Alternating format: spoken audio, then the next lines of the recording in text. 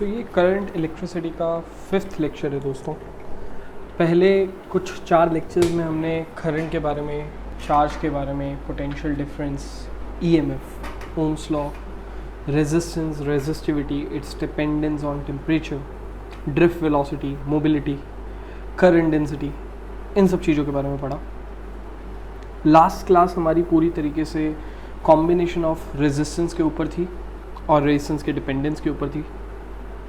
ये क्लास में हम ये जानने वाले हैं कि क्या एक सर्किट में जब हम कोई मेहनत करते हैं करंट को पास कराने के लिए किसी रेजिस्टेंस में से, तो जो पोटेंशियल देते हैं उस पोटेंशियल में ड्रॉप मिलता है हमें, राइट। अगर हमने यहाँ पर V पोटेंशियल दिया तो यहाँ पर आके वो V1 हो जाता है, गिर जाता है, ड्रॉप हो जाता है, और इसी V माइनस V1 को हम कहते हैं IR, राइट। अगर इसमें से करंट फ्लो कर रहा है I, तो इसी पोटेंशियल ड्रॉप को जब कैलकुलेट करते हैं, हम पोटेंशियल डिफरेंस को कैलकुलेट करते हैं तो ओम्स लॉ की मदद से करते हैं, दैट इज़ IR। सो ये लेक्चर आपका इनिशियली इस सवाल पे है कि क्या जो मेहनत करंट को फ्लो कराने के लिए रेजिस्टेंस में से लगती है, वैसे ही क्या कुछ मेहनत सेल में से भी पास कराने के लिए लगती है क्या? क्योंकि याद होगा आपको इस चैप्टर के शुरुआत में हमने डिफरेंस पढ़ा था ईएमएफ एंड वोल्टेज में। वोल्टेज क्या होता है? वोल्टेज सर्किट के किसी भी रैंडम दो पॉइंट्स के बीच में पोटेंशियल डिफरेंस होता है, ये होता है वोल्टेज, जिसे हम पोटेंशियल डिफरेंस भी कहते हैं। और ऐसे थोड़े थोड़े पोटेंशियल डिफरेंस को जब आप कैलकुलेट करते हो पूरे के पूरे सर्किट में, तब वो टोटल बनता है ईएमएफ। और ये कैसे कैलकुलेट करते हैं हम लोग? इसी फॉर्मूले से। तो बार बार जब हर एक पर्टिकुलर रेजिस्टेंस में पास कराने के लिए पोटेंशियल में ड्रॉप आता है, तो वैसा ही क्या वर्क डन करंट को या चार्ज को फ्लो कराने के लिए ईएमएफ में से भी होता होगा? बिल्कुल होता होगा। उस सब को मिलके कहते हैं हम लोग ईएमएफ, राइट। इसी के ऊपर ये लेक्चर है जिसमें आप ईएमएफ के बारे में पढ़ेंगे, इंटरनल रेजिस्टेंस के बारे में पढ़ेंगे। इंटरनल रेजिस्टेंस क्यों होता है किसी भी सेल में? ऑफ कोर्स क्योंकि ये सेल भी एक तरह का डिवाइस है जो कि वायर्स से बना है, मटेरियल से बना है। उन मटेरियल्स का, उन वायर्स का कुछ ना कुछ लेंथ होता होगा, कुछ ना कुछ अंदर रेजिस्टेंस होते होंगे जो उनको फ्लो कराने में प्रॉब्लम करते होंगे, राइट। तो इसीलिए यहाँ पर इंटरनल रेजिस्टेंस अवेलेबल है, और इसके साथ भी हमें देखना है पोटेंशियल ड्रॉप कितना आता है, वोल्टेज कितना आता है, उस सबको कैलकुलेट करना है। तो चलिए अपने टॉपिक की तरफ चलते हैं, इंटरनल रेजिस्टेंस एंड ईएमएफ के रिलेशन के ऊपर। सो यहाँ पर हमें इंटरनल रेजिस्टेंस के बारे में बताया हुआ है that resistance offered by an electrolyte of a cell to the flow of current between the electrodes is defined as internal resistance of the cell, is defined as internal resistance of a cell। उस resistance को internal resistance कहा जाता है जो electrolyte के through offer होता है current के फ्लो के दौरान, राइट। ये किन किन चीज़ों पे डिपेंड करता है? सबसे पहले तो नेचर ऑफ इलेक्ट्रोलाइट, इलेक्ट्रोलाइट किस नेचर का है। Directly proportional to the concentration of electrolyte, जितना ज़्यादा आप उसको कॉन्सेंट्रेटेड रखेंगे उतना ही ज़्यादा होगा resistance. Directly proportional to the distance between the electrodes के बीच में जितना ज़्यादा डिस्टेंस होगा, वो पॉजिटिव एंड नेगेटिव टर्मिनल पे जो इलेक्ट्रोड्स जिसे हम कह रहे हैं, उसमें जितना ज़्यादा डिस्टेंस होगा उसके भी डायरेक्टली प्रोपोर्शनल होगा। Varies inversely as a common area of the electrode का जितना ज़्यादा एरिया होगा उतना कम रेजिस्टेंस ऑफर होगा, उसके इन्वर्सली प्रोपोर्शनल है। It increase with the decrease in the temperature. अगर आप टेम्परेचर को डिक्रीज करेंगे तो ये इंक्रीज हो जाएगा इंटरनल रेजिस्टेंस, फाइन। ये इन्वर्सली प्रोपोर्शनल होता है, अनलाइक कंडक्टर डायरेक्टली प्रोपोर्शनल होता था, ये इन्वर्सली प्रोपोर्शनल होता है। Relation between internal resistance, EMF and terminal potential difference. What is this terminal potential difference? यहाँ पर अगर आप देखेंगे ध्यान से तो आपको रेजिस्टेंस के इनिशियल और फाइनल पॉइंट्स दिखाई देंगे ऐसे। इन पॉइंट्स के बीच में वोल्टेज जो होती है या पोटेंशियल डिफरेंस जो होता है उसको हम कहते हैं टर्मिनल पोटेंशियल डिफरेंस। एंड इस टर्मिनल पोटेंशियल डिफरेंस, ईएमएफ और इंटरनल रेजिस्टेंस के बीच में हमें रिलेशन निकालना है। तो बेसिक मैथ्स है। अगर मैथ्स की बात करें तो बेसिक अलजेब्रा कि आपने टोटल ईएमएफ ई डिनोट किया था, टोटल ईएमएफ ई डोनेट किया था इस सर्किट को, और इस सर्किट ने उसका इस्तेमाल दो तरीके से करा, एक टर्मिनल पोटेंशियल के रूप में और एक खुद सेल के अंदर से पास करने का पोटेंशियल डिफरेंस। सो यहाँ पर एक जो वर्क डन हुआ वो सर्किट में, आउटर सर्किट में फ्लो कराने के लिए हुआ करंट को, ये वर्क डन इसके थ्रू होता है टर्मिनल पोटेंशियल के थ्रू, और दूसरा वर्क डन जो हुआ चार्ज को फ्लो कराने के लिए विद इन द सेल हुआ, उसको हम कहते हैं इंटरनल रेजिस्टेंस के थ्रू जो हुआ है। ये बेसिक आपके पास एलजेब्रा है, बेसिक आपके पास एडिशन है दोनों पोटेंशियल डिफरेंस का, जो कि टोटल है ई के। नाउ ये जो ई है ईएमएफ, अगर टर्मिनल पोटेंशियल की बात करें और इसमें से करंट अगर आई फ्लो कर रहा है तो टर्मिनल पोटेंशियल होगा इसका, terminal potential difference I into r, क्योंकि रेजिस्टेंस आर है, लोड का जो रेजिस्टेंस है वो क्या है आर, प्लस जो वी डैश की अगर हम बात करें, मतलब वो पर्टिकुलर पोटेंशियल डिफरेंस, वो पर्टिकुलर ड्रॉप जो सेल के अंदर के लिए आ रहा है, सेल के अंदर से करंट को फ्लो कराने के लिए आ रहा है, वो होगा वही सेम करंट आई, क्योंकि ये सीरीज में होते हैं इंटरनल रेजिस्टेंस और लोड, और वही सेम करंट बट रेजिस्टेंस जो होगा वो स्मॉल आर होगा, इंटरनल रेजिस्टेंस। ना अगर आप इसको ध्यान से देखेंगे तो आपको यहाँ पर दिखाई देगा I is equals to E by are plus r, I is equals to E by are plus r. इसके और वेरियस तरीके के फॉर्मेशन और वेरियस तरीके की मॉडिफिकेशन हो सकती हैं, मैं सारी मॉडिफिकेशन आपके सामने यहाँ पर लिखता हूँ। सबसे पहली मॉडिफिकेशन आप यहाँ लिख सकते हैं V is equals to E minus I r, V is equals to E minus I r. अगर आप चाहें तो R को भी निकाल सकते हैं, आप लिख सकते हैं E minus V by I, E minus V by I, ये भी हो सकती है एक मॉडिफिकेशन आपको इंटरनल रेजिस्टेंस अगर निकालना है। अगर आप इसी में बात करेंगे कि ड्यूरिंग चार्जिंग क्या होगा या व्हेन सर्किट इज़ ओपन तो क्या होगा, क्योंकि अगर आपको याद हो तो ईएमएफ का जो डेफिनेशन था वो ये होता था potential difference across the load when circuit is open, potential difference across a complete circuit, a close circuit से वर्क डन कितना आता है व्हेन सर्किट इज़ ओपन। तो सर्किट जब ओपन होगी तो क्या होगा, पहला point star marker when circuit is open, and दूसरा point when cell is charging in a charging state, is in charging state. तो ये दो क्रिटिकल पॉइंट हैं जिनको आपको डिस्कस करना ज़रूरी है। इसके अलावा ये कम्प्लीटली डिफरेंट है, यहाँ जो आपने ये सब लिखा है ये working of a cell across a load resistance है, ये उसकी बातें हैं, ये जो है कम्प्लीटली डिफरेंट है। सो अगर आप बात करेंगे जब सर्किट ओपन होगी तो आपका ईएमएफ ही टर्मिनल पोटेंशियल बन जाएगा, आपका ईएमएफ ही टोटल का टोटल टर्मिनल पोटेंशियल बन जाएगा, क्योंकि सर्किट ओपन है तो इसलिए कोई वर्क डन की बात नहीं होगी अक्रॉस द सेल, सर्किट क्योंकि ओपन है, करंट पूरी तरह फ्लो नहीं कर सकता है, तो आपका टर्मिनल पोटेंशियल ही ईएमएफ बन जाएगा। बट अगर हम चार्जिंग की बात करें, जब चार्ज हो रहा होगा तो यही फॉर्मूला यहाँ से देखिए, ड्यूरिंग चार्जिंग ये वाला फॉर्मूला बदल जाता है, ये हो जाता है during charging that terminal potential difference will be E plus I r. तो वो जो वर्क डन है वो माइनस नहीं होता है, माइनस इसलिए नहीं होता है क्योंकि ये वर्क डन अब ईएमएफ नहीं कर रहा है, ईएमएफ के अंदर से ये वर्क डन नहीं हो रहा है। अब ये ड्यूरिंग चार्जिंग मतलब एक्सटर्नल सोर्स है कोई जो चार्ज कर रही है उसको, और वही सर्किट के अंदर से सेल के अंदर से करंट फ्लो करवा रही है, तो यही चीज़ ऐड हो जाती है, तो टर्मिनल पोटेंशियल वहाँ पर ई प्लस आई आर हो जाता है, ना कि ई माइनस आई आर। ये मॉडिफाई हो जाते हैं दो फॉर्मूले। फाइन, ये दो स्टेट्स याद रखिएगा जो कि डिफरेंट है apart from normal circuit working के। यहाँ पर इतना ही। अगर इसमें एक ग्राफ है उसको हम सीख लें तो हमें और बहुत कुछ पता चल जाएगा। ग्राफ के अकॉर्डिंगली कैसे हम वी आई आर ये सब पता लगाते हैं वो भी देख लेते हैं। सो हमारे सर्किट के सामने एक ग्राफ है जो कि terminal potential difference and current के बीच में बन रहा है, और इस ग्राफ में अगर आप ध्यान से देखेंगे तो वाई एक्सिस पे एक पॉइंट है, वाई एक्सिस का जो पॉइंट होता है वो आपको 0, V शो कर रहा है, मतलब करंट वहाँ पर 0 है, और एक्स एक्सिस पे भी एक पॉइंट है जो कि I,0 शो कर रहा है और वहाँ पर टर्मिनल पोटेंशियल 0 है। कुछ रिलेशन जो हमने अभी अभी सीखा था उसको देख लेते हैं। जब I0 मतलब सर्किट ओपन, I0 का मतलब क्या है, सर्किट क्या है, ओपन।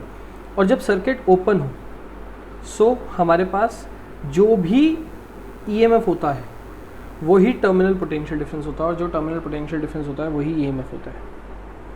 सो ये जो पॉइंट है, ये पॉइंट आपका, ये आपको कोऑर्डिनेट क्या देगा, ईएमएफ, क्योंकि सारा टर्मिनल पोटेंशियल डिफरेंस ही ईएमएफ हो जाता है जब सर्किट ओपन हो। और सर्किट ओपन होने का यहाँ पर प्रूफ क्या है, क्योंकि करंट 0 है, करंट 0 का मतलब सर्किट ओपन है। फाइन। और अगर I,0 की हम बात करें और टर्मिनल पोटेंशियल डिफरेंस हो गया हमारा 0, सो आप रिलेशन को देखिए, के पास जो रिलेशन आया था पहले वो ये था that E is equals to V plus I r. आपने बोला कि यहाँ पर सारा का सारा टर्मिनल पोटेंशियल डिफरेंस 0 हो गया, तो 0 plus I R will B E। किस कोऑर्डिनेट की बात कर रहा हूँ मैं? इस कोऑर्डिनेट की। E is equals to I R, therefore R is equals to E by आई।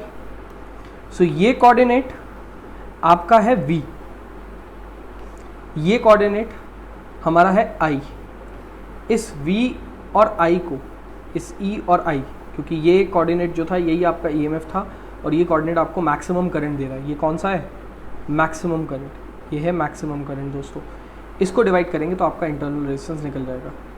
अगर कल को ये पॉइंट्स नहीं ज्वाइन है या ये पॉइंट ज्वाइन है, ये वाला पॉइंट नहीं ज्वाइन है, तो आप बीच में ग्रेडियंट निकाल के भी पता लगा सकते हैं इंटरनल रेजिस्टेंस को। फाइन, ये आपके पास फाइनल इंटरनल रेजिस्टेंस निकालने का और ईएमएफ निकालने का with the graph of potential difference, that is terminal potential difference versus current. उसके ग्राफ से आप ये पता लगा सकते हैं। ये ग्राफ याद रखिएगा और ये कोऑर्डिनेट्स को याद रखिएगा, क्वेश्चंस में बहुत काम में आएंगे ये।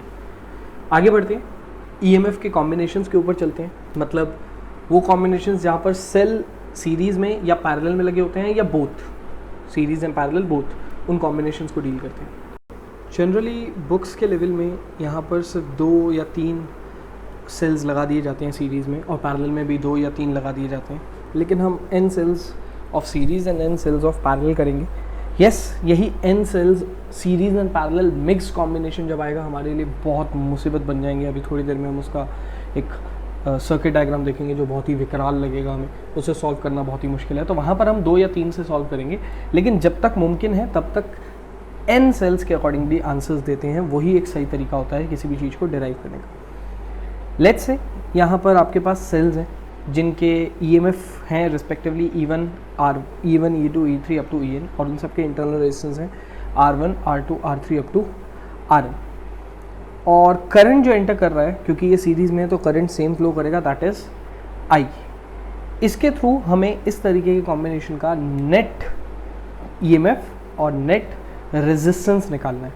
सो सीरीज़ में लगे हुए नेट रेजिस्टेंस से तो हम लोग मिल ही चुके हैं, बहुत ही ईजी है हमारे लिए R नेट लिखना, R1 plus R2 plus R3 up to RN। ये तो बहुत ईजी है, सीधा सीधा हम लिख सकते हैं। अब हमें सीरीज़ में लगे हुए सेल्स का नेट EMF निकालना है। सो इसके लिए हमने कुछ पॉइंट्स मेंशन करे हैं यहाँ पर, अगर आप फिगर में देख पा रहे हो तो ये 1 पॉइंट है, ये 2 पॉइंट है, ये 2 वो पॉइंट्स हैं जिनके बीच में E1 R1 है, तो इनका पोटेंशियल डिफरेंस। फिर ये 2 पॉइंट, ये 3 पॉइंट इनके बीच में, फिर ये 3 and 4। तो ऐसे करके अगर हम बात करेंगे तो सबसे पहले हम V12 लिख पाएंगे, V1 minus V2, potential difference of 1 with respect to 2 is potential 1 minus potential 2। इनके बीच में पॉइंट्स में टर्मिनल पोटेंशियल होगा, ये टर्मिनल पोटेंशियल डिफरेंस है, और ये टर्मिनल पोटेंशियल डिफरेंस क्या होता है? EMF minus IR। तो इन 2 पॉइंट्स के बीच में EMF है E1 माइनस I, सब में सेम है IR1। वैसे ही 2-3 की बात करेंगे तो 2 माइनस 3 होगा, जो कि E2 माइनस IR2 होगा। ऐसे ही सो ऑन, अगर Vn एंड n प्लस 1 की बात करेंगे तो Vn माइनस Vn प्लस 1 होगा En माइनस IRn। फाइन, ये अगर आप देख पा रहे होंगे तो आप देखेंगे जैसे ये 1 था तो ये 1 1 है, ये 2 था तो ये 2 2 है, तो ये n था तो ये n n है, राइट। अगर हम बात करेंगे पूरे एक्सट्रीम पॉइंट्स की, तो एक्सट्रीम पॉइंट्स पे कौन आएगा हमारे पास? एक तो ये पॉइंट आएगा और एक ये पॉइंट आएगा, राइट। तो ये कंप्लीट सर्किट का एक्सट्रीम पॉइंट है, और सोचिए इसके साथ कोई लोड लगाया और उसके अक्रॉस निकालना है हमें टर्मिनल पोटेंशियल डिफरेंस। तो हम क्या लिखेंगे उसके लिए? हम लिखेंगे V1 n plus 1, that is V1 minus Vn plus 1, और वो क्या होगा?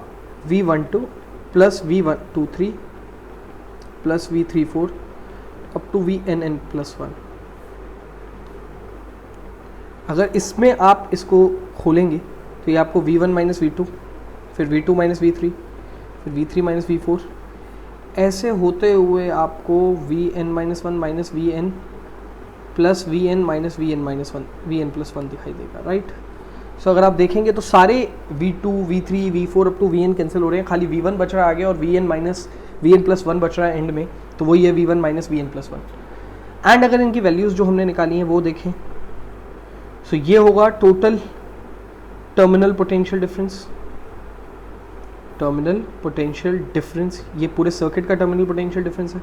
अच्छा, पूरे सर्किट का टर्मिनल पोटेंशियल डिफरेंस होगा E net minus I R net. और राइट साइड में क्या चल रहा है? राइट साइड में चल रहा है E one minus I R one plus E two minus I R two plus E three minus I R three up to E N minus I R N, right. Just एक step और फिर हम दोनों left hand side और right hand side को equate करके answer बता पाएंगे।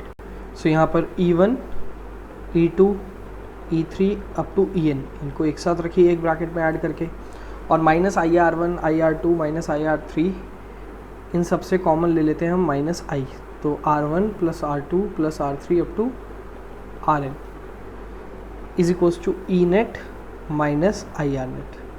तो देखिए, जैसे आपने पहले बोला था आर नेट किसके इक्वल है, तो ई नेट आपको दिखाई दे रहा होगा E one plus E two plus E three up to E N के, एंड आर नेट आपको दिखाई दे रहा होगा R one plus R two plus R three up to R N के, जो आपने फर्स्ट स्टेप में बोल दिया था पहले ही। फाइन, ये हमारा कॉम्बिनेशन है सीरीज़ का। जिस तरीके से हमने सीरीज़ करा है वो उसी तरीके से पैरेलल को करेंगे डिराइव। सो जैसे उस सर्किट में हमारे पास सीरीज़ में पोटेंशियल डिफरेंस अलग थे बट करंट सेम था, यहाँ पर करंट अलग होता है और पोटेंशियल डिफरेंस सेम होता है। मतलब टर्मिनल पोटेंशियल डिफरेंस जो है वो हर किसी का ए और बी पॉइंट ही है, एंड पॉइंट्स, तो इसलिए टर्मिनल पोटेंशियल डिफरेंस हर किसी का सेम होगा, बट सबका करंट अलग है। और करंट का रिलेशन जो है वो हमें मिला है पिछले कुछ नॉलेज से, that E is equals to E, I is equals to E minus V by R. ये हमें नॉलेज मिली है करंट के लिए, अभी थोड़ी देर पहले ही हमने करी थी ये नॉलेज, जब हम इंटरनल रेजिस्टेंस ईएमएफ और टर्मिनल पोटेंशियल डिफरेंस का रिलेशन कर रहे थे। तो उसके तहत क्या हम I1 को E1 minus V upon R1 लिख सकते हैं, I2 को E2 minus V upon R2, and so on up to IN को EN minus V upon RN लिख सकते हैं, जहाँ पर ये जो V है वो टर्मिनल पोटेंशियल डिफरेंस है A और B के बीच में। E1, E2, E3 अब हर किसी का अलग अलग EMF, अलग अलग इंटरनल रेजिस्टेंस और अलग अलग करंट हर एक आर्म में। फाइन, टोटल करंट अगर I एंटर कर रहा था तो क्या वो I1 plus I2 plus I3 up to IN है? एंड क्योंकि लेफ्ट साइड में टोटल करंट है तो नेट इक्विवेलेंट EMF भी होगा माइनस V सबके लिए सेम है अपॉन R नेट भी होगा, R इक्विवेलेंट भी होगा। फाइन, I1 की जगह हम लिखेंगे E1 minus V bye R1, I2 की जगह हम लिखेंगे E2 minus V by R2, and so on up to EN minus V by RN। So right side में अगर E1 by R1 plus E2 by R2 up to EN by RN लिख लिया और minus V common निकाल के 1 by R1 plus 1 by R2 plus 1 by R3 up to 1 by RN लिख लिया, so left side के E net by R net minus V by R net के साथ इक्वेट करने के हम लायक हो जाएंगे। अगर आप राइट और लेफ्ट में देखेंगे तो V के साथ जो आपको दिख रहा है यहाँ पर वो 1 बाय R नेट है, जो V के साथ मल्टीप्लाई हो रहा है 1 बाय R नेट, ये वो है 1 बाय R नेट। और इस तरफ अगर आप देखेंगे तो ये E net by R net है, E net by R net है ये वाली टर्म जो आगे है प्लस में, लेकिन अगर E नेट निकालना है तो R नेट वहाँ जाके मल्टीप्लाई करना पड़ेगा और R नेट ये आपको देगा। थोड़ा इक्वेट करके सॉल्व करके दिखाता हूँ तो और अच्छे से समझ में आएगा आप लोगों को। नाउ 1 बाय R नेट क्या है? 1 बाय R नेट है 1 by R1 plus 1 by R2 plus 1 by R3 to 1 by RN। और अगर हम R नेट लिखना चाहें तो क्या लिखेंगे? इसको रेसिप्रोकल करना पड़ेगा 1 by R1 plus 1 by R2 plus 1 by R3 up to 1 by RN के आंसर को रेसिप्रोकल करना पड़ेगा, मतलब पावर में -1। ये तो हो गया आपका R नेट। फाइन, इसको ऐड करो रेसिप्रोकल लेवल पे और उसका रेसिप्रोकल कर दो। और वैसे भी पैरेलल रेजिस्टेंस का यही आंसर होता है, ये आपको पहले भी पता है, कॉम्बिनेशन ऑफ रेजिस्टेंस है। बात है यहाँ पर ई नेट की। ई नेट कैसे निकालेंगे देखते हैं। सो ई नेट के लिए हम लोग E net by R net को इक्वेट कर रहे हैं E1 by R1 plus E2 by R2 up to En by Rn से। और अगर खाली ई नेट निकालना है तो इसी E1 by R1 plus E2 by R2 up to En by Rn के साथ मल्टीप्लाई कराना पड़ेगा आर नेट को। आर नेट को मल्टीप्लाई कराने का मतलब जो हमने वो लिखा है वही लिख देते हैं। E1 by R1 plus E2 by R2 up to En by Rn को मल्टीप्लाई कराया हमने आर नेट से, जो कि कौन है R net? 1 by R1 plus 1 by R2 up to 1 by Rn power -1। ये है हमारा आर नेट, जिससे हमने मल्टीप्लाई करा दिया उसे। इस तरीके से निकलेगा हमारा ई नेट पैरेलल का। कॉम्बिनेशन समझ में आ गया? तो आगे बढ़ते हैं और सीरीज एंड पैरेलल दोनों को एक साथ देखते हैं। तो देखिए दोस्तों, यहाँ पर ये बड़ा ख़तरनाक सा एक सर्किट है हमारे पास, ख़तरनाक सी मिक्स ग्रुपिंग ऑफ सेल्स है। अगर इन सेल्स को आप ध्यान से देखेंगे तो इनके नाम ही अपने आप में मैट्रिक्स फॉर्म में है कि E11 E12 मतलब फर्स्ट रो के फर्स्ट पोजीशन, फर्स्ट रो का सेकंड पोजीशन, फर्स्ट का थर्ड पोजीशन, राइट, ऐसे करते हुए अप टू फर्स्ट का एन पोजीशन। एंड अगर बात करेंगे सेकंड रो के फर्स्ट पोजीशन की एंड सो ऑन करते हुए एन तक, तो ये ऐसे एन तक जा रहे हैं एंड देन ऐसे ये एम तक जा रहे हैं, 1 1 1 2 up to 1n, 2 1 2 2 up to 2n, ऐसे करके ये यहाँ पर m1 m2 up to mn। इस कदर इनके नाम हैं EMF के और रेजिस्टेंस के। बहुत ही कॉम्प्लेक्स सर्किट है। इसको सॉल्व करके यहाँ तक तो पहुँच गए, लेकिन इसके आगे फिर सॉल्व करना, क्योंकि समीशन का आपने साइन लगा दिया और समीशन आप जिस जिस चीज़ों को करना चाहते हैं सीरीज़ में, जो आप जानते हैं कि डायरेक्टली समीशन ऑफ EMF ही होता है, तो समीशन ऑफ आपने यहाँ IJ लिख लिया, फिर यहाँ पर भी आपने IJ लिख लिया। बस फ़र्क इतना है कि यहाँ पर जो IJ लिखा है उसका I जो है वो 1 है, फिक्स्ड है, और J जो है वो 1 to n वेरी कर रहा है। और यहाँ जो IJ है उसका I जो है वो फिक्स्ड है 2, एंड J जो है वो 1 to n वेरी कर रहा है। ऐसे करके आपने लिख दिया, लेकिन फिर इसको सॉल्व करना अपने आप में और मुश्किल है, राइट। तो इतना मिक्स्ड और इतना ज़्यादा कॉम्प्लेक्स सर्किट तो हमसे नहीं होगा, राइट। सो हम इसको थोड़ा सा छोटा करके यहाँ साइड में रख देते हैं और इसी का आसान वर्जन कर लेते हैं। आसान वर्जन मतलब हमारे पास एक E1 R1, एक E2 R2, सिमिलरली एक E3 R3 और एक E4 R4 है अवेलेबल। ये सीरीज़ में है E1 E2, और फिर इनके फाइनल कॉम्बिनेशंस जो हैं E3 E4 वाले सीरीज़ के साथ पैरेलल में है। तो हम ये कैसे करेंगे हम वो देखते हैं। सबसे पहले सॉल्व करके हम ऊपर एक सेल बना लेंगे और नीचे भी एक सेल बना लेंगे जो इक्विवेलेंट होगा E1 E2 का या फिर E3 E4 का। इसको हम लिखेंगे E1 plus E2 net EMF ऊपर और R1 plus R2 net resistance ऊपर, और यहाँ हम लिख लेंगे E3 plus E4 net EMF नीचे और R3 plus R4 net resistance उसका इंटरनल। अब इनको पैरेलल में करेंगे तो पैरेलल का ई नेट का कॉम्बिनेशन क्या होता है? फाइनली हम ई नेट कैसे लिखेंगे? हम ई नेट लिखेंगे E1 plus E2 by R1 plus R2 plus E3 plus E4 by R3 plus R4, जो आपका एडिशन होता है with division of resistance, internal resistance, उसके साथ मल्टीप्लाई होने वाला आर नेट। एंड क्या होगा आर नेट हमारा? 1 by R1 plus R2 plus 1 by R3 plus R4 का इन्वर्स। ये आपका ई नेट आ जाएगा। इस तरीके के दो सेल्स का कॉम्बिनेशन का हमने कर लिया। एंड अगर बात करेंगे आर नेट की, तो आर नेट तो आपके पास है ही 1 by R1 plus R2 plus 1 by R3 plus R4 का रेसिप्रोकल। फाइन, ये आर नेट है और ये ई नेट है। ये हमारे पास फाइनल आंसर है। बहुत ही सिंपल दो सेल्स के साथ हमने किया है।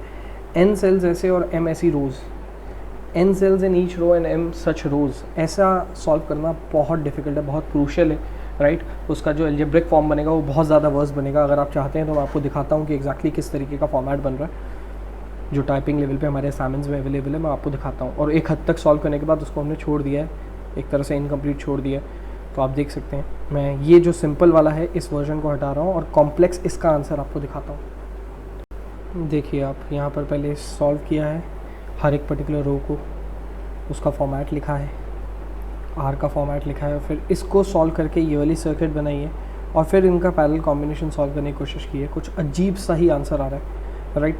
इतना ज़्यादा डेंस और इतना ज़्यादा कॉम्प्लेक्स चीज़ों की हमें ज़रूरत नहीं है। एंड आई गेस इसी वजह से मैक्सिमम बुक्स जो होती हैं वो n सेल्स के ऊपर या m सेल्स के ऊपर नहीं बढ़ती, वो 1-2 सेल से ही आंसर दे देती हैं सीरीज़ और पैरेलल का भी, क्योंकि उनको पता है जैसे ही वो अगर सीरीज़ में n सेल्स करके डिराइव करेंगी या पैरेलल में m सेल्स करके डिराइव करेंगी, तो फाइनली जब ग्रुपिंग ऑफ सेल्स उन्हें करना होगा तो उसमें भी ऐसा ही कुछ करना होगा, राइट। और वो बहुत ही कॉम्प्लेक्स हो जाएगा। इसी वजह से वो शुरुआत से ही 2-2 या 3-3 सेल्स के अकॉर्डिंगली ही डिराइव करते हैं। बट हमने सीरीज़ एंड पैरेलल जब तक मुमकिन था अप टू n सेल करके डिराइव किया। जैसी ही ग्रुपिंग आ गई वहाँ हमने कॉम्प्लेक्स वाला भी आपके सामने रखा हुआ है और नॉर्मल वाला भी आपके सामने रखा था। नॉर्मल वाला ही ठीक है, कॉम्प्लेक्स वाले की ज़्यादा आपको ज़रूरत पड़ेगी नहीं। एक और चीज़, यहाँ पर ग्रुपिंग ऑफ सेल्स में पूछा जाएगा मैक्सिमम करंट कब आएगा, राइट। तो कंडीशन याद रखिएगा, मैक्सिमम करंट की कंडीशन इन मिक्स्ड ग्रुपिंग की जब हम बात कर रहे हैं, सो आई मैक्स की कंडीशन है दैट आर इंटरनल जो होगा, आर इक्विवेलेंट जो आएगा आपका, वो आर लोड के इक्वल होना चाहिए। तो जब इक्विवेलेंट रेजिस्टेंस ही लोड रेजिस्टेंस के इक्वल हो जाएगा तभी आएगा मैक्सिमम करंट। ये ग्रुपिंग ऑफ सेल्स के लिए याद रखिएगा। फाइन, नेक्स्ट आगे बढ़ते हैं, इनके क्वेश्चंस करते हैं जो भी हमने आज के टॉपिक में अभी तक सीखा है, सेल्स के ऊपर, ईएमएफ के ऊपर, टर्मिनल पोटेंशियल डिफरेंस के ऊपर, एंड साथ में ग्रुपिंग ऑफ सेल्स के ऊपर, series parallel and mix grouping के ऊपर, इनके ऊपर क्वेश्चंस ट्राई करते हैं। सो ये फर्स्ट क्वेश्चन है हमारा जो कि कहता है that reading on a high resistance voltmeter when a cell is connected across 2.2 volt when the terminal of the cells are also connected to the resistance of 5 ohm, the voltmeter reading drops to 1.8 volt. Find the internal resistance.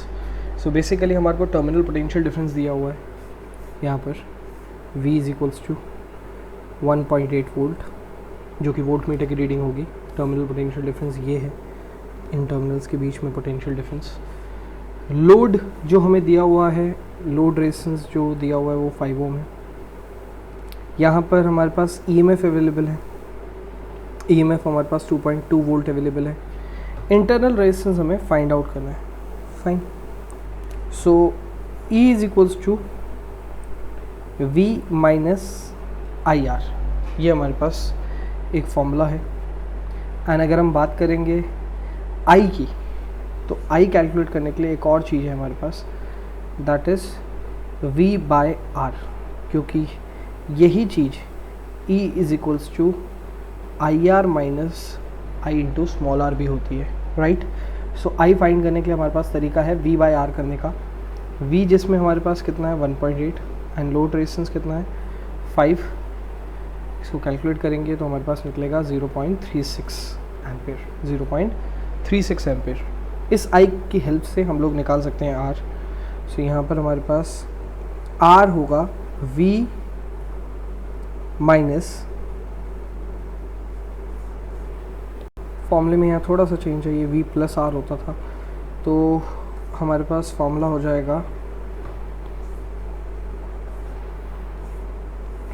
E minus V by I, E minus V by I। So E हमारे पास ये भी plus होता था। Now E हमारे पास कितना है 2.2 minus V 1.8 divided by हमारे पास करंट कितना है 0.36, तो 0.4 अपॉन 0.36 और 0.40 upon 0.36, that is 10/9, that is 10/9 ohm. 10/9 ohm means 1.1 बार, दैट इज़ 1.12 समवेयर अबाउट। इतना ओम इंटरनल रेजिस्टेंस होगा इस 2.2 वोल्ट के सेल में। ये फर्स्ट क्वेश्चन था, बहुत ही सिंपल, बहुत ही बेसिक। नेक्स्ट क्वेश्चन पे बढ़ते हैं। सेकेंड क्वेश्चन हमसे कहता है car has a fresh storage battery of EMF 12 volt and internal resistance of 5 × 10⁻², if the starter motor draws a current of इतना, what is the terminal voltage of a battery when starter is on? जब starter just on हुआ तो terminal voltage of a battery क्या थी? So V is equals to क्या होगा हमारे पास, E minus I R, E minus I R will be equals to V, terminal potential difference, जो कि 12 वोल्ट है EMF हमारे पास, करंट हमारे पास 90 एम्पियर है, multiplied by 5 into 10⁻⁻2 internal resistance, जिसका आंसर है 4.5, दैट इज 12 माइनस 4.5, सो हमारे पास 7.5 वोल्ट आएगा टर्मिनल पोटेंशियल डिफरेंस। ये ए पार्ट का आंसर है। बी पार्ट क्या कहता है हमसे, आफ्टर लॉन्ग यूज़, जब बहुत ज़्यादा यूज़ हो गया है, internal resistance of a storage increase to इतना, ऐसा हुआ क्यों? क्योंकि बहुत ज़्यादा यूज़ होने पे फिर उसको रेजिस्टेंस ज़्यादा मिलना लग जाता है, जितना ज़्यादा टाइम के लिए यूज़ होगा, टेम्परेचर की साथ डीलिंग करनी पड़ेगी उसे, और इंटरनल रेजिस्टेंस उसका बढ़ सकता है। So what is the maximum current can be drawn from the battery assuming the EMF of a battery remains unchanged? तो जब इतना ज़्यादा टाइम हो गया और इंटरनल रेजिस्टेंस 500 ओम तक चला गया है, तो मैक्सिमम करंट आप क्या ड्रॉ कर सकते हैं इस चीज़ को एज्यूम करते हुए कि EMF जो है वो चेंज नहीं हो रहा है, maximum current. So maximum current हमारे पास कब होता है, ये होता है E by are plus R when R is zero. Let's say load resistance जो है वो ऑलमोस्ट क्या है, ज़ीरो। वैसे लोड रेजिस्टेंस ज़ीरो नहीं है, आपको पता होगा, जो स्टार्टर है, जो कार है, वो रेजिस्टेंस तो ऑफर करता होगा, लेकिन I is equals to E by are plus R formula होता है जब R ऑलमोस्ट ज़ीरो हो जाए, अप्रोचिंग टू ज़ीरो, मतलब कैपिटल R स्मॉल r के मुकाबले ऑलमोस्ट नेग्लिजिबल है, कि उसको ऐड करूं या ना करूं लोड रेजिस्टेंस को फ़र्क नहीं पड़ता है, ऑलमोस्ट अपने आप में स्मॉल r ही बहुत बड़ा रेजिस्टेंस हो चुका है। So I is equals to E by R ही हो जाता है, that is 12 by 500, somewhere about 0.024 ampere, 0.024 ampere. ये हमारा पास बी पॉइंट का आंसर है। बी पॉइंट के बाद सी पॉइंट पे चलते हैं। सी पॉइंट कहता है फिर discharge battery is charge by an external EMF source. सोचिए कि डिस्चार्ज बैटरी जो है वो एक्सटर्नल ईएमएफ के सोर्स से चार्ज करने लगे। Is the terminal voltage of a battery clearing charging greater or less than EMF of this? So during charging, so battery जब चार्ज हो रही थी, so during charging है ये, during charging जो टर्मिनल पोटेंशियल डिफरेंस है वो ग्रेटर होगा या लेस होगा? अब V is equals to E plus I R बन जाता है फॉर्मूला, कब? During charging state. तो वैसे तो आप यहाँ देखेंगे तो V इज इक्वल्स टू आपको दिखाई देगा E माइनस आई आर, लेकिन बस चार्जिंग के वक्त ही ये V is equals to E plus I R हो जाता है। Therefore during charging terminal potential difference will be greater than EMF. During charging terminal potential difference will be greater than EMF. ये हमारा C पार्ट का answer था। बस इस question में एक बात याद रखिएगा, यहाँ पर R मैंने ऑलमोस्ट ज़ीरो आपको डायरेक्टली तो बता दिया था B पॉइंट के अंदर, बट अगर आप R कैलकुलेट करेंगे तो आपको पता होगा कि लोड तो बदला नहीं, तो V बाई आई रहेगा। V बाई आई मतलब 7.5 divided by current, right? 7.5 divide by current कितना चल रहा था तब? 90 एम्पियर। सो 7.5 डिवाइडेड बाय 90, आप वैल्यू खुद ब खुद जान सकते हैं कि it is very much less than 500 ohm, right? जो लोड का रेजिस्टेंस है वो इंटरनल रेजिस्टेंस से बहुत छोटा है, इसलिए मैंने वहाँ पर नेगलेक्ट कर दिया।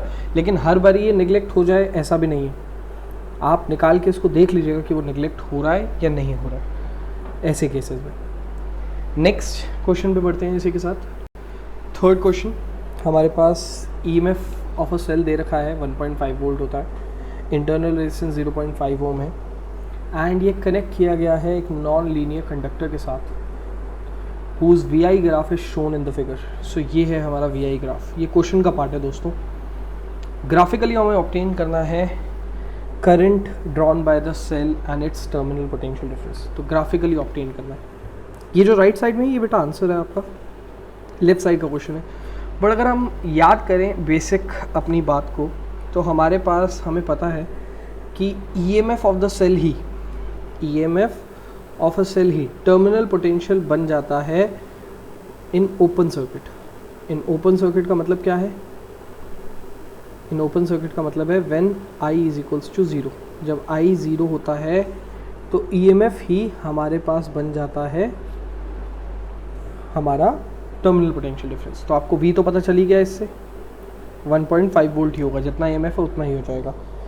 एंड अगर हम बात करेंगे टर्मिनल वोल्टेज के साथ साथ करंट ड्रोन थ्रू इट, इसके लिए हमें एक ग्राफ बनाना पड़ेगा, एक नया ग्राफ, और दोनों को फिर हमें एक दूसरे के ऊपर सुपर इम्पोज करना पड़ेगा। जो ग्राफ आप यहाँ देख रहे हैं, मैं ये ग्राफ आपके लिए यहाँ पर ले आता हूँ। सो ये ग्राफ जो है अगर आप ध्यान से देखें तो इसमें ये वाला ग्राफ आपने अभी बनाना सीखा था कि जब करंट मैक्सिमम है, देखिए करंट कब मैक्सिमम है, 3 एम्पियर है, राइट। तो जब करंट मैक्सिमम है तब हमारा टर्मिनल पोटेंशियल डिफरेंस 0 है। और ये मैक्सिमम करंट कब निकलता है, टर्मिनल पोटेंशियल डिफरेंस जब 0 होता है। कैसे निकलता है ये maximum current, I is to E by R से, I is to E by R से। ये मैक्सिमम करंट का फॉर्मूला अभी थोड़ी देर पहले हमने एक क्वेश्चन में भी किया है। EMF आपके पास 1.5 वोल्ट है और इंटरनल रेजिस्टेंस आपके पास 0.5 है। पॉइंट हटेगा तो ये आपके पास आ जाएगा 3 एम्पियर। सो आप देख पा रहे होंगे यहाँ पर मैक्सिमम करंट कितना है, 3 एम्पियर। और ये 3 एम्पियर कब है करंट मैक्सिमम, जब हमारा टर्मिनल पोटेंशियल डिफरेंस 0 है। और जब करंट 0 होगा, ये वाली एक्सेस पोटेंशियल डिफरेंस की है तो करंट यहाँ पर 0 होगा। इस पे मैक्सिमम वोल्टेज जो होगा वही हमारा मैक्सिमम EMF ही हमारा टर्मिनल पोटेंशियल डिफरेंस हो जाएगा, E = V। तो ये 1.5। इस लाइन को ऐसे स्ट्रेट जोड़ देंगे, राइट, डिग्रेडिंग लेवल पे। इस ग्राफ को इस ग्राफ के साथ सुपर इम्पोज कर देते हैं। तो जहां पर भी ये टकराएंगे, जहां पर भी ये इंटरसेक्ट करेंगे, वही हमारा आंसर है। तो ग्राफिकली हमारे से टर्मिनल पोटेंशियल डिफरेंस पूछा है during working of a cell.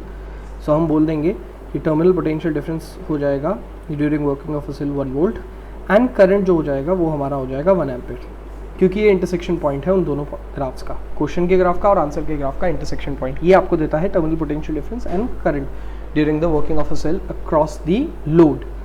ये क्वेश्चन है, बहुत अच्छे से देख लीजिए बेटा, इस क्वेश्चन को बहुत अच्छे से सीख लीजिए, क्योंकि इस टाइप के क्वेश्चंस आपके बहुत काम पे आएंगे आगे, नॉलेज वाइज भी एंड डिफरेंट एग्जाम प्रोस्पेक्टिव्स में भी। सो ये हम लास्ट क्वेश्चन ट्राई कर रहे हैं EMF, current and terminal potential के रिलेशन के ऊपर। इसके बाद हम ग्रुपिंग ऑफ सेल्स के कुछ क्वेश्चंस को ट्राई करेंगे, क्योंकि वो भी टॉपिक हमने कवर कर लिया, उसके भी कुछ क्वेश्चंस को ट्राई करेंगे। फिर आगे बात करेंगे हम लोग हीटिंग इफेक्ट पे या फिर पावर पे। सो इस क्वेश्चन में सबसे पहले हमारे लिए ज़रूरी है कि हम इसके कॉम्बिनेशन ऑफ रेजिस्टेंस को सॉल्व करके एक नेट लोड रेजिस्टेंस पता लगाएं। क्वेश्चन पढ़ते हैं। एक यूनिफॉर्म वायर थी आपके पास, रेजिस्टेंस जिसका 12 ओम था, उसको आपने 3 पीसेस में कट किया। 3 पीसेस की जो रेशो थी रेजिस्टेंसेस की वो 1:2:3 थी। तो अगर आप इस रेशो को देखेंगे ध्यान से, सो आपको दिखाई देगा 1x 2x 3x = 12 Om, which is 6x = 12 Om. So x = 2। x अगर 2 आया तो फर्स्ट रेजिस्टेंस 2 ओम होगा, सेकेंड रेजिस्टेंस की बात करेंगे 4 ओम होगा, एंड थर्ड रेजिस्टेंस की बात करेंगे तो 6 ओम, राइट। आगे ये कह रहा है दैट इन 3 पीसेस को आपने कनेक्ट करा ट्राइंगल के फॉर्म में। An EMF of 8 volt and internal resistance 1 ohm is connected across the highest of the 3 resistor. Triangle form में कनेक्ट करने के बाद ट्राइंगल के उन 2 वर्टिसेस से इस सेल को कनेक्ट किया जो 2 वर्टिसेस सबसे हाईएस्ट रेजिस्टेंस को कंसिस्ट करती हैं। तो 2, 4 में और 6 में सबसे हाईएस्ट है 6। तो ये जो सर्किट आप देख रहे हैं दोस्तों, ये क्वेश्चन का पार्ट नहीं है, ये आंसर का पार्ट है। प्लीज़ उम्मीद मत करिएगा ऐसी सर्किट को, आपको ये फर्स्ट 2 लाइनें पढ़ के ही ये सर्किट खुद ही बनानी पड़ेगी। जैसे जैसे इसने कहा वैसे वैसे मैंने सॉल्व करके पहले रेजिस्टेंसेस पता लगा लिए, फिर उनको ट्राइंगल में क्रॉस ज्वाइन कराना ABC पॉइंट पे, ये आपका काम है। और उस अगर ABC की बात करूँ सो हमारे पास कौन सा ऐसा पॉइंट है जिसके बीच में हाईएस्ट रेजिस्टेंस अवेलेबल है, that is A and C, right. So उस पर हमने उसके अक्रॉस लगवा दिया 6 ओम के अक्रॉस सेल को और उसके इंटरनल रेजिस्टेंस सेल के साथ। नाउ यहाँ पर कैलकुलेट करने के लिए हमें कह रहा है current through each part of the circuit. तो हर एक पार्ट में से करंट कैसे कैलकुलेट करना है वो देखते हैं, बट उससे पहले कि हम करंट कैलकुलेट करें हमें यहाँ पर कैलकुलेट करना है net resistance, load resistance, fine. So सबसे पहले R1 and R2 are in series. So R1 R2 अगर सीरीज़ में है तो हम R4 लिख लेंगे। R4 कितना होगा, R1 + R2 that is 2 + 4 that is 6 ohm. Circuit को अगर आप चाहें तो रीड्रॉ कर लें और इसकी जगह एक 6 ओम का रेजिस्टेंस लगा के दिखा दें A और C के अक्रॉस। और अगर चाहें तो डायरेक्टली R नेट की तरफ बढ़ चलें कि 1/R नेट क्या होगा हमारे पास, क्योंकि अब जो हमारे पास R4 है वो R3 के साथ पैरेलल है। सो 1/R4 जो 1/R नेट जो होगा वो हमारे पास आएगा 1 bye R4 plus 1 by R3 करके, that is 1 by 6 plus 1 by 6, that is 2 by 6 ohm. तो आर नेट हमारे पास कितना आया, 3 ओम। हमारे पास लोड रेजिस्टेंस आ चुका है। अब लोड रेजिस्टेंस की मदद से हम V पता लगा सकते हैं। नाउ लोड रेजिस्टेंस की मदद से हम जैसे V पता लगाएंगे तो देखते हैं फॉर्मूला क्या है हमारे पास, E is equals to V plus I R. ये हमारे पास फॉर्मूला था EMF का, E is equals to V plus I R. और यहाँ पर अगर हम बात करें so E is equals to I bracket में R plus R, right. So E कितना है हमारे पास, E हमारे पास क्वेश्चन में गिवन है 8 वोल्ट है EMF। I हमें पता नहीं है। R जो है लोड रेजिस्टेंस वो हमने निकाल लिया है 3, और इंटरनल रेजिस्टेंस हमें पता है जो कि है 1 ओम। सो 3 + 1 4 होता है। तो I इज इक्वल्स टू क्या आएगा, 2 ampere. I is equals to क्या आया, 2 एम्पेयर। ये वो 2 एम्पेयर का करंट है जो पूरे सर्किट में फ्लो कर रहा है नेट रेजिस्टेंस के थ्रू। और नेट रेजिस्टेंस के थ्रू अगर 2 एम्पेयर फ्लो कर रहा है तो आपको टर्मिनल पोटेंशियल डिफरेंस पता लगाने में ज़्यादा देर नहीं होगी। I is two R net will be your terminal potential difference, that is 2 × 3 that is 6 volt. So हमारे पास टर्मिनल पोटेंशियल डिफरेंस कितना आया, 6 वोल्ट। ये टर्मिनल पोटेंशियल डिफरेंस है A और C के बीच में। ये टर्मिनल पोटेंशियल डिफरेंस है A और C के बीच में। अब इंडिविजुअल आर्म्स में हमें करंट पता लगाना था, राइट। सो A और C के बीच में दो तरीके के आर्म्स हैं, एक जिसमें 6 ओम है R3, एक जिसमें 6 ओम है R3, और एक जिसमें 6 ओम है R4।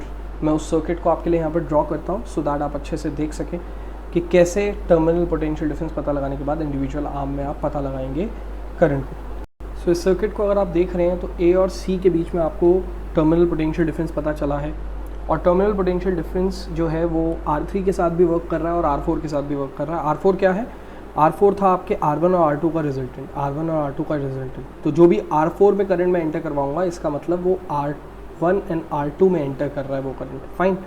और जो मैं करंट एंटर करवाऊंगा R3 में वो तो डायरेक्टली इस वाले वायर में जा रहा है। टर्मिनल पोटेंशियल डिफरेंस आपके पास है A और C का, तो आप सिंपली क्या कर लेंगे, I1 is equals to terminal potential difference V by R3 लिख लेंगे।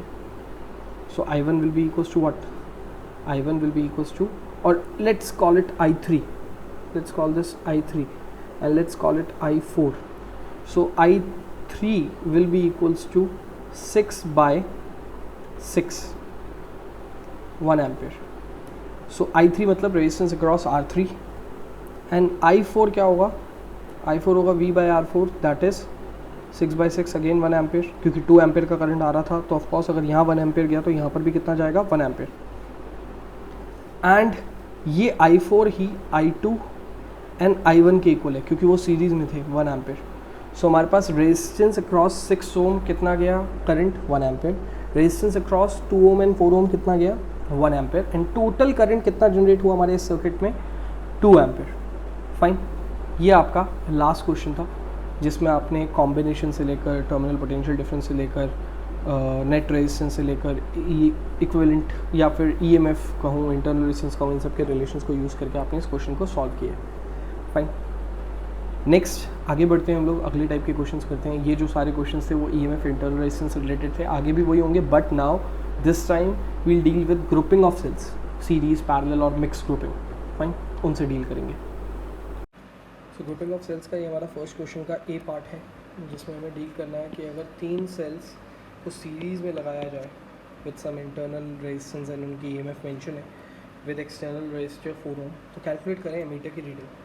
सो ई नेट जो होता है वो सीरीज़ में होता है हमारे पास E1 + E2 + E3 which is 2 + 1.8 + 1.5 add करेंगे तो ये हमारे पास आ जाएगा 5.3 वोल्ट, 5.3 वोल्ट। एंड अगर आर नेट की बात करेंगे तो आर नेट हो जाएगा R1 + R2 + R3 which is 0.05 + 0.7 + 1 that is 1.75। ये हमारे पास नेट रेजिस्टेंस है इंटरनल।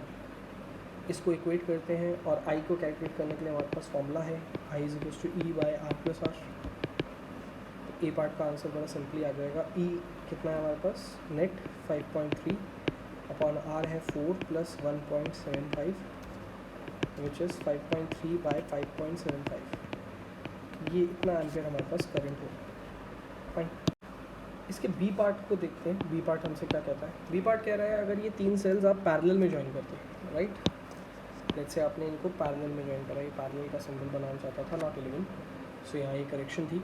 सो लेट्स से अगर आपने 3 सेल्स को पैरेलल में ज्वाइन किया, would they be characterised by definite EMF and internal resistance dependent of the external circuit?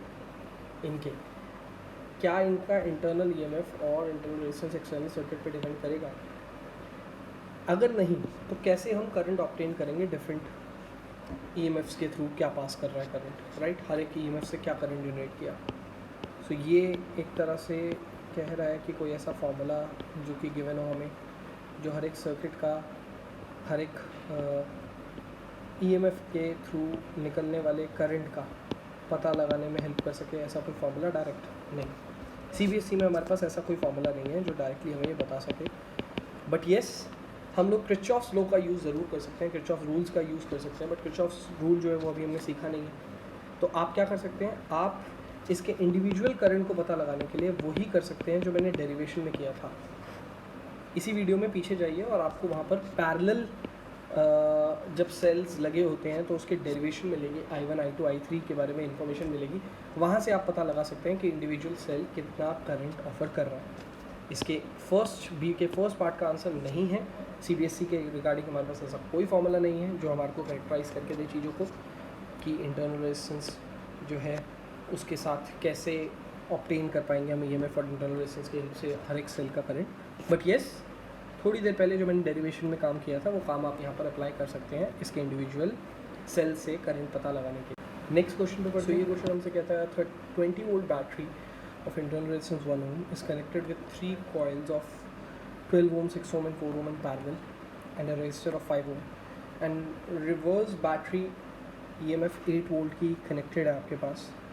Reverse का मतलब है यहाँ पर पॉजिटिव नेगेटिव के साथ नहीं, नेगेटिव नेगेटिव के साथ, पॉजिटिव पॉजिटिव की साइड के साथ अटैच्ड है, जिसका इंटरनल रेजिस्टेंस जो है as shown in figure. Calculate करना है आपको current in each resistor of and terminal potential difference across each battery. Terminal potential difference क्या है और हर एक रेजिस्टर के थ्रू करंट क्या फ्लो कर रहा है ये कैलकुलेट करना।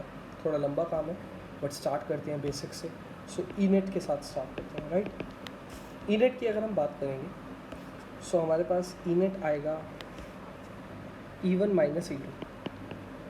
यहाँ पर माइनस इसलिए करना पड़ा बिकॉज हमारे पास positive negative and negative positive positive and negative negative के साथ अटैच है।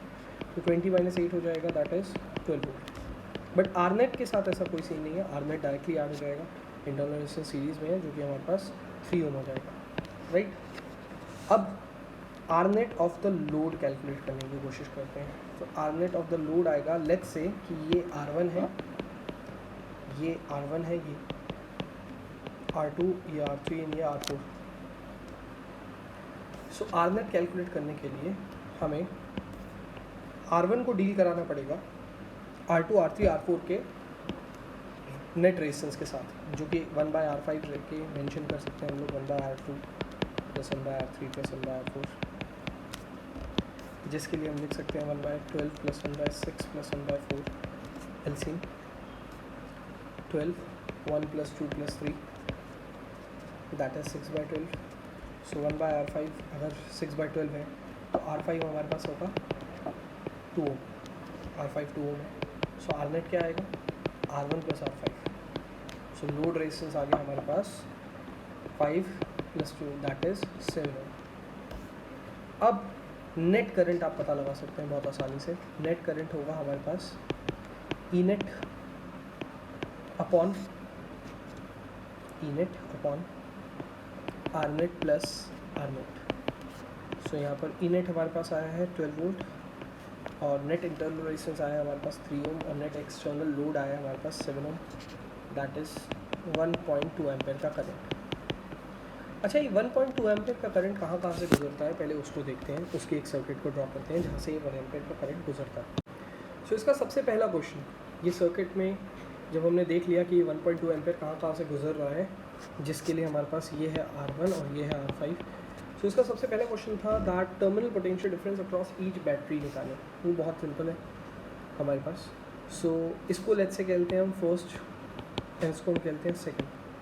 So terminal potential difference first का कैसे निकलेगा, वो निकलेगा E माइनस आई आर करके, E1 minus I R one करके। E1 कितना है 20 minus I R one, I कितना है हमारे पास 1.2 multiplied by 1 ohm, that is 18.8 volt terminal potential है अक्रॉस फर्स्ट बैटरी।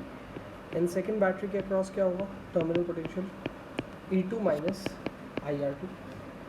E2 हमारे पास कितना है 8 minus 1.2 into 2, so 8 minus 1.2 into 2 that is 2.4 and ये हो जाएगा हमारे पास 5.6। सो 18.8 वोल्ट होगा terminal potential difference first cell के अक्रॉस और 5.6 वोल्ट होगा terminal potential cross second. Individual resistors के अंदर से करंट निकालना है, राइट। तो सबसे पहले आप इंडिविजुअल रेजिस्टेंस में R1 की वैल्यू के लिए नोट कर लीजिए, फ्रॉम R1 I1 जो होगा वो 1.2 एम्पेयर है, क्योंकि वो सर्किट में डायरेक्टली रोल प्ले कर रहा है R1 सीधा सीधा। बट अगर आपको R2 निकालना है तो पहले आपको V निकालना पड़ेगा, V5 निकालना पड़ेगा। V5 होगा हमारे पास I into R5, that is 1.2 multiplied bye 2, that is 2.42। ये हमारे पास V5 निकल गया। V5 निकलते ही हम I2 के लिए बोलेंगे V5 अपॉन R2, I3 के लिए बोलेंगे V5 upon R3 and I4 के लिए बोलेंगे V5 अपॉन R4, क्योंकि सबका जो पोटेंशियल डिफरेंस है वो V5 ही है। जो R5 का पोटेंशियल डिफरेंस है वही 2, 3 एंड 4th रेजिस्टर का है। ऐसा क्यों? क्योंकि ये तीनों पैरेलल में लगे हैं, तो इनका पोटेंशियल डिफरेंस वही होगा जो ये अकेले R5 का है। और potential difference divided by resistance ही हमें करंट देता है हर एक काम में। सो यहाँ पर हम लिख सकते हैं 2.4 divided by 12, 2.4 divided by 6 and 2.4 divided by 4।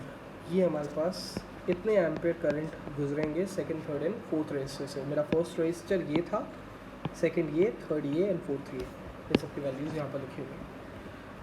Fine, अगले क्वेश्चन की तरफ चलते हैं। थोड़ा डिटेल में, थोड़ा लंबा क्वेश्चन था ये, जैसा कि मैंने कहा इसको सॉल्व करने में थोड़ा टाइम लगता है ऐसे क्वेश्चन को, बट येस पेशेंसली अगर आप करेंगे विद सही तरीके से चीज़ों को अप्लाई करके with correct analysis, you will get to your answer. Next question. So basically question में कह रहा है कि 36 सेल्स हैं हमारे पास, हर एक सेल का इंटरनल रेजिस्टेंस 0.5 ओम है और हर एक सेल का EMF जो है वो 1.5 वोल्ट गिवन है। बेस्ट वे क्या होगा इसको एक 2 ओम रेजिस्टेंस एक्सटर्नल सर्किट के 2 ओम रेजिस्टेंस के साथ कनेक्ट करने का, सो दैट मैक्सिमम करंट हमें पता चल सके कितना फ्लो करेगा एक्सटर्नल सर्किट से, राइट। ये चीज़ जो है सेकेंड लाइन ये रिपीट हो रही है, इसको अगर हम चाहें तो भूल सकते हैं। मैक्सिमम करंट यहीं तक क्वेश्चन खत्म हो रहा है, रेड पार्ट से पहले ही क्वेश्चन खत्म हो जा रहा है ना। इसके लिए आपसे बात करी थी अभी हमने कि मैक्सिमम करंट तब फ्लो करता है जब R नेट जो होगा वो इस R नेट के इक्वल होगा, right. Internal resistance of net of the combination will be equal to external resistance. So let's say N in series and M such rows in parallel। तो सोचते हैं कि N सेल्स को हमने series में लगाया एंड इस कदर हमने M ऐसी रोज़ पैरेलल में लगाई, फाइन, ऐसा सोचते हैं। तो बताइए N अगर हमने सीरीज़ में लगाया तो N एक पर्टिकुलर रो का रेजिस्टेंस कितना आएगा। सो फर्स्ट रो का आपका आ जाएगा N into R, second row का भी यही होगा, थर्ड रो का भी यही होगा and so on. And net resistance कैसे आएगा 1/R1 करके, R1/R net is equal to 1/R1 plus 1/R2 up to M times, क्योंकि M पैरेलल में लगे हुए हैं तो आप लिखोगे M/NR is your 1/R net. So R net कितना आया हमारे पास NR/M which is N into 0.5 divided by M is your R net। और ये R net इक्वल होना चाहिए कैपिटल R net के, so that to get maximum current इस तरीके से अगर देखा जाए तो n into 0.5 divided by m को इक्वल होना चाहिए 2 ओम के। एक और चीज़ जो हम जानते हैं mn के बारे में, दैट n को मल्टीप्लाई करोगे, m ऐसे सीरीज़ वाले रेजिस्टेंसेस या सेल्स को मल्टीप्लाई करोगे m को n के साथ, तो आपके पास टोटल 36 सेल्स ही हैं। तो m इंटू n का आंसर 36 है। सो हम लिख सकते हैं n की जगह क्या, 36 बाय m। इसको ऊपर वाले इस रिलेशन में पुट कर दीजिए। सो n की जगह लिखेंगे 36 बाय m, तो नीचे हो जाएगा m स्क्वायर, ऊपर into 0.5 is equals to 2, that is 18 by 2 is your m square. Therefore m कितना आएगा 3, m कितना आएगा 3, और m अगर 3 है देयरफॉर n कितना आएगा, n आ जाएगा 12। तभी तो 12 3 से 36 सेल्स होंगे। सो बेस्ट पॉसिबल वे क्या है, सीरीज़ में लगे 12 सेल और ऐसे 3 रोज तैयार हो पैरेलल के लिए, राइट, तभी ये 36 सेल्स मैक्सिमम करंट दे पाएंगे। ये हमारा आंसर है, इस एक कंडीशन के मुताबिक ये आंसर आता है। फाइन। सो इस क्लास में इतना ही जो हमने सीखा यहाँ पर, सेल्स के बारे में, ईएमएफ के बारे में, इंटरनल रेजिस्टेंस के बारे में, उनके ग्रुपिंग्स के बारे में, कॉम्बिनेशंस के बारे में। नेक्स्ट क्लास में हम लोग स्टार्ट करेंगे with the topic power, and with power we'll move on to Kirchhoff's rule, Kirchhoff's first law and Kirchhoff's second law. Next class के डिस्कशन का टॉपिक रहेगा power, Joule's law of heating effect and Kirchhoff first law and Kirchhoff's second law. Fine, thank you for the class.